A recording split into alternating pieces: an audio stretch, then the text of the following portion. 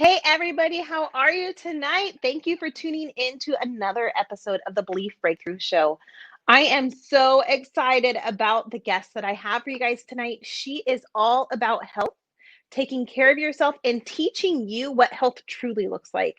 She has been through a journey on her own. She has gotten through it, and she has sought help to get her through her journey. And now she pays it back by helping others. And so, Jessica, I am so grateful for you to come on the show today and share your experiences and your knowledge with us. Thank you. I'm so excited to be here, Tina. Yeah. So, can you tell us a little bit about how you got into this world of health and life coaching?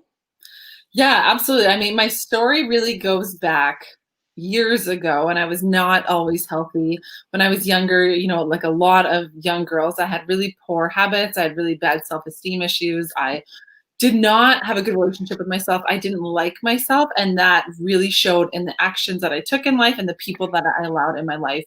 And I was early 20s and graduated college, had no idea what I wanted to do with my life, and I was in a really dark place. And my doctor was like, just wanted to give me antidepressants, and I didn't want to take Mm, them. And so he's like, okay, I didn't want to take them because I knew I wasn't depressed. I was just going through a hard time in life. And so he's like, try moving your body consistently for the next 30 days. Just move your body and see what happens. So I kind of thought this guy was a little crazy. I'm like, what? What's he talking about? Move my body.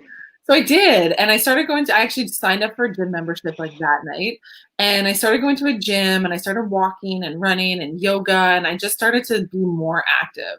And mhm. slowly I started to kind of get a little bit more confidence and I started to like who I was. And it wasn't like I had tried every diet pill in the book. I tried every diet before this, growing up, I was the younger sister, but the bigger.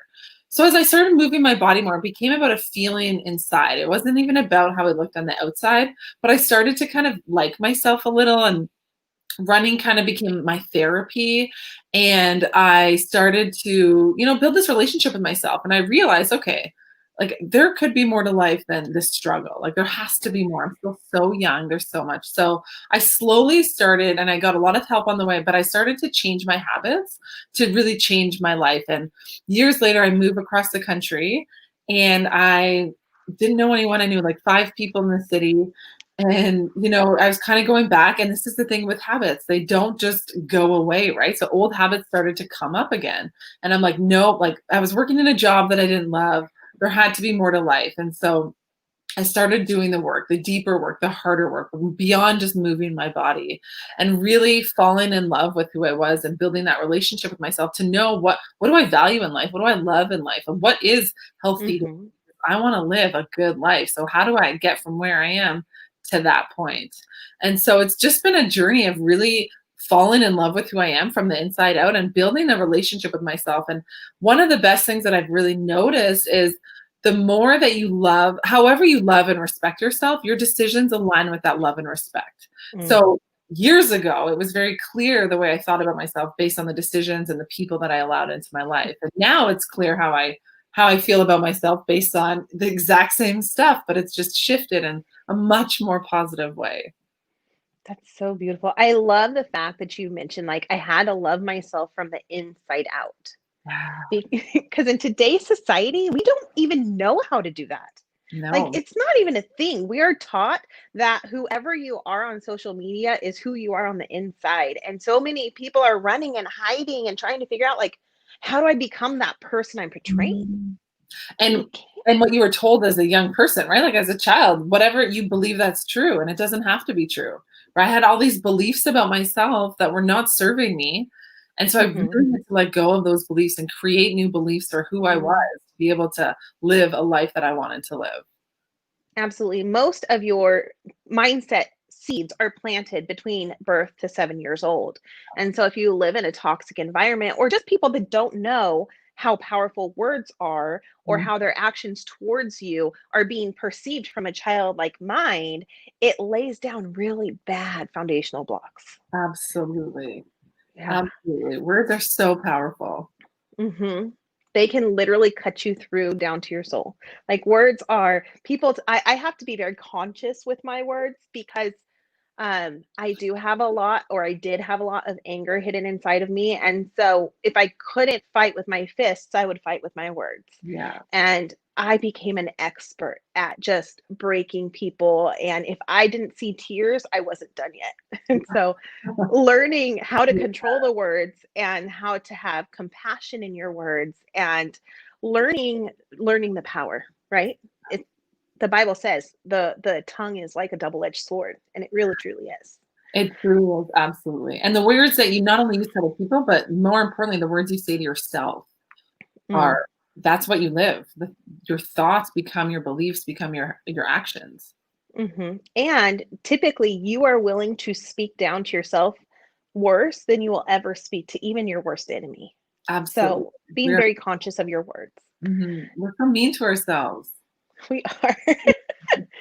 So, I know that you've played in the realm of going to see doctors and therapists, and you've played in the realm of working with coaches. Mhm. And so this month we're all about coaching versus therapists or doctors. And it's not like, oh, we're fighting against it. It's something that both of those realms are extremely necessary in this world, but they both have their places, and one doesn't substitute the other. So when do you go to a coach versus when do you go to a therapist? And because you've explored both worlds, what did that look like for you? How did you know when to go to which? So when I was younger, I actually didn't know what a coach was. So when I first started, when I graduated college, going through all this kind of hard stuff in my life, I didn't know what a coach was. I don't even know if coaches were very big back then. Um, but I did see a therapist, and I also struggled with substance abuse and eating disorders when I was younger. So for me, therapy that saved me. That helped me so much. And again, my family doctor is what helped push me into this. And he was so good. Taught me to move my body, but he also hooked me up with the right therapist. And that was amazing for me in that moment. As I grew older, I was very fortunate when I moved to this city to work in a company that they brought me into like a leadership program. And that was the first introduction I had to what a coach was. We all got like a one-on-one coach to help us in life on the side, kind of outside of That work. is so awesome. Yeah, it was amazing. And I was talking to this woman, and it's funny because at that time, I really enjoyed my job when I was first hired on. And I was like, oh my gosh, I love what you do. I love that you make me think like this. So for me, the difference from the therapy and the coaching, they both asked very important questions to help you think. And I think is very similar in my experience, was they both asked me questions that helped me think to get me to the next step. I think the coaching held me much more accountable than the Mm. therapy did, and there was more action items in my experience. But so I was introduced to this coach, and I was like, I love what you do. Never thought about even becoming a coach at that moment. And it wasn't until I think like 5 years after that I got into the coaching world, but worked with a coach for years. And she was incredible. And she really helped me kind of see outside of this world that I was living in, that, there is still more to life. Like, you're not done growing. Life is always about growth, always about development.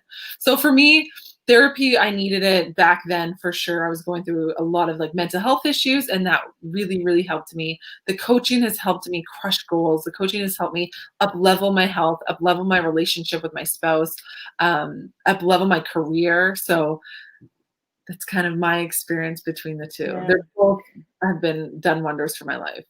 absolutely.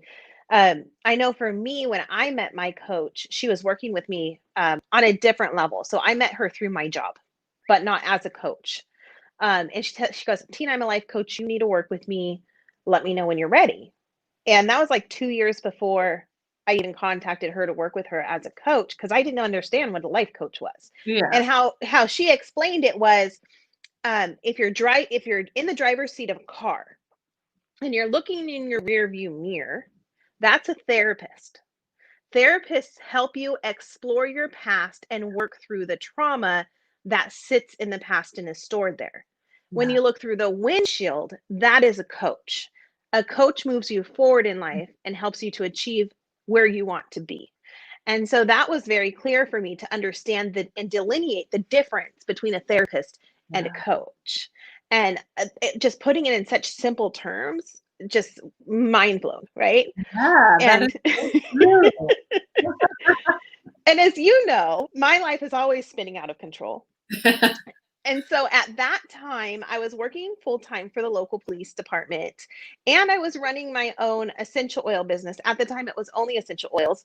And I was traveling around the United States on my days off and at night when I got off at the police department to teach people about how to take their health back through essential oil use and still trying to hold down a marriage and kids and a household. And so I was literally driving down the streets of LA and I was stuck in traffic and I get severe anxiety in traffic. I just can't handle it. And I was by myself and I just started crying hysterically. And I pulled over the car and I don't know why, but I picked up my phone and I called her and I was like, Donna, I need your help. I don't know what's going on. I'm spiraling out of control. It's not a mental health thing. So I don't need a coach. I just need to know how to put my life in order. Yeah. And she like transformed me. I am not the same person that sits in front of you today as I was back then. Like I actually know how to organize things and prioritize things and knock things off my list and realize that's not necessary in my life. And I wouldn't have realized that had I not had the coach. Yeah, I totally agree with you. I mean, a coach has helped me in life and business specifically gain so much clarity. Like if I didn't have a coach, my business would not be where it is today. If I didn't have someone to really help like focus and clarity and really, because how often do we really ask ourselves, like, what do I want in life? Where do I want to go? We don't Right. ask ourselves that question a lot. I mean, it seems like such a normal question we should ask. I mean, I do it now all the time, but so many of us don't. And we always want more, we want more, we want more, but we don't actually know what that more is. And coaches are really good at helping get that out of you and help you really like know and focus in on what it is you want and get that clarity around how to get there.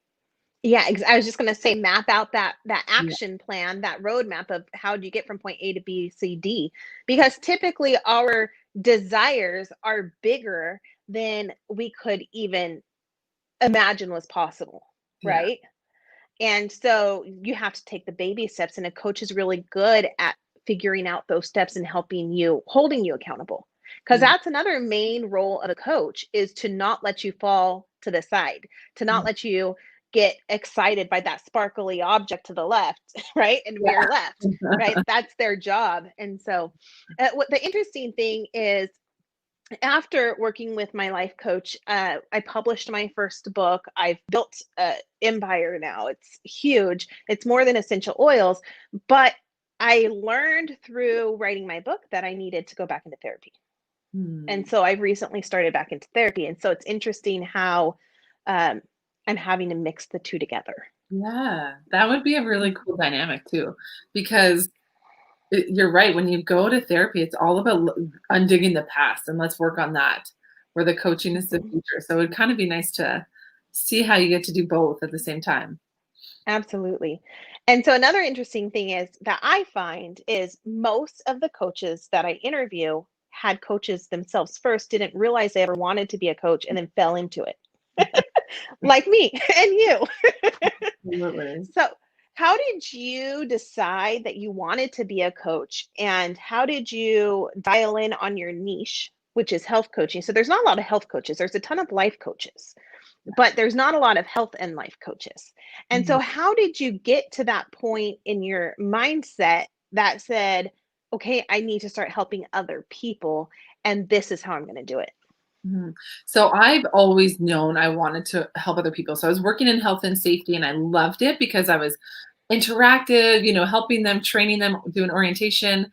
And that's when I got this coach. And then, that was just for a year. And, the years go on and I forgot about coaching. And then my job, there was budget cuts and I ended up just doing data entry and I was miserable and I hated it. And I was like, I can't, I need people, I need to talk, I need to interact, and I need to make a difference in people's lives. Like I always known that about me. And so I was not happy. And my husband, boyfriend at the time, was like, you need to figure this out because you can't just be this miserable all the time. And so I read a book actually called The Passion Test. And I went through the book and I went through all of the activities and exercises. And then by then I'm like, I'm going to be a health coach.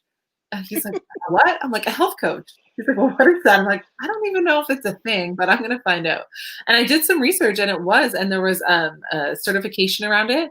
So I did that. And then I did my life coaching certification. But the health coaching for me is, I'm so passionate about it because I changed my health. Like I revamped my life by changing my health. And I truly believe that if we are not in good health, it affects every other aspect of our life.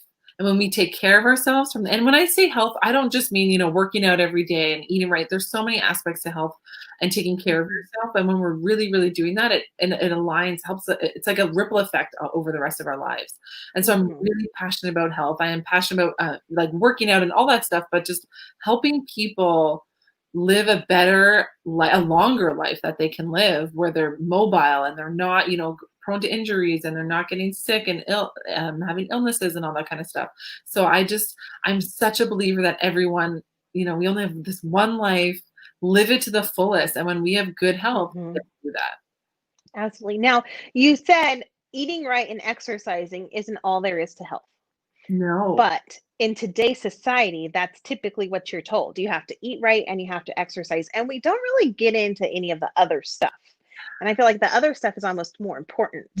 Like mental health. Yeah. So what does that look like for you when you say it's more than just eating and exercising? What does that look like for you? And how do you work that in with your clients?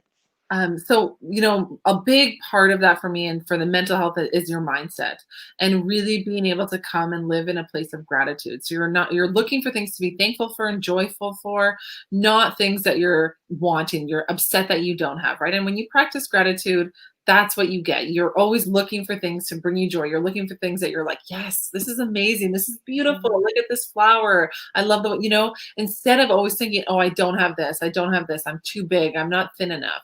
Right. So that gratitude is one of the hugest things for me in terms of mental health and taking care of your mental health. So that's one thing I do. And journaling, like really getting out there, writing out your thoughts, whatever that looks like. And people always think they have to know exactly what they're going to write about when they journal.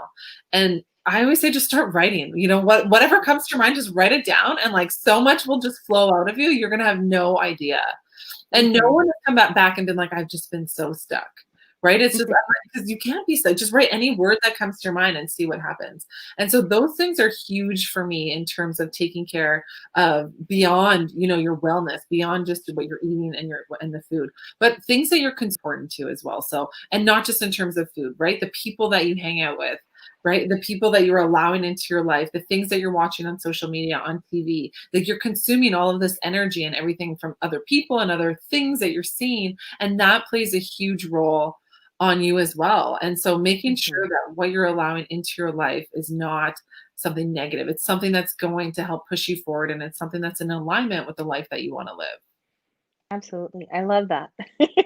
You break it down so well. I like to have my clients do what I call automatic writing, where they they write down a question and then they just let their hand flow. And typically you meditate first before you do automatic writing. So you're present in your body. So then your mind can just release all the BS that you're carrying around. Yeah, I love that. And writing letters. I have a few clients that they'll write letters to people in their life that they've had anger with for years. And they just the weight off their shoulders after doing this it's just beautiful. And you can see it in their face. And when they talk about it and how light they feel, it is therapy. Like really journaling and writing and letting all this stuff come out of you is so important. Absolutely. And then if you take it a step further and burn a letter after you write it. Oh my God. Just got a text from my client the other day. She's like, I burned the letters finally. She was like so worried about doing it. She held on to them. She's like, I burned them and it feels amazing. I'm like, yay. Yeah. Because like you mentioned, energy, right? I'm a huge advocate of energy and understanding it. In fact, right now I'm recording a masterclass on energy and meditation. And it's so important because when you burn those letters, it's an energy transfer of release. So you can write it out on paper. That's beautiful. It's going to take a layer off. But the second you burn it, it literally neutralizes all feelings around that emotion. So it's a huge release. Yeah, definitely. So if somebody is like, oh my gosh, I love Jessica. She's amazing. And I want to work with her. I'm ready to get healthy. I'm ready to work on my whole self. How can they get a hold of you? They can just go right to my website, truetoyoulifestyle.com, and get all my contact info is there, or they can just send a message through there. It goes right to my email, or they can find me on Facebook, Jessica Dirksen, Instagram, Jessica Dirksen Health Coach. I'm pretty easy to find on social media, so I'd love to connect. And even if you just have questions about your health or anything, I am open and I will answer you. Sweet. Thank you so much for giving us your time tonight and your wisdom and your knowledge and just your energy has been amazing and uplifting. So, Oh, thanks. Well, thank you so much for having me. yeah, of course. Thank you guys for tuning in to another amazing episode of the Belief Breakthrough Show. If you have not yet subscribed to the channel, please do so you don't miss any other episodes. And if you enjoyed Jessica tonight, please do not hesitate to get a hold of her on her website or on social media. She is a powerhouse and she can change your world if you're only willing to take the first step to reach out.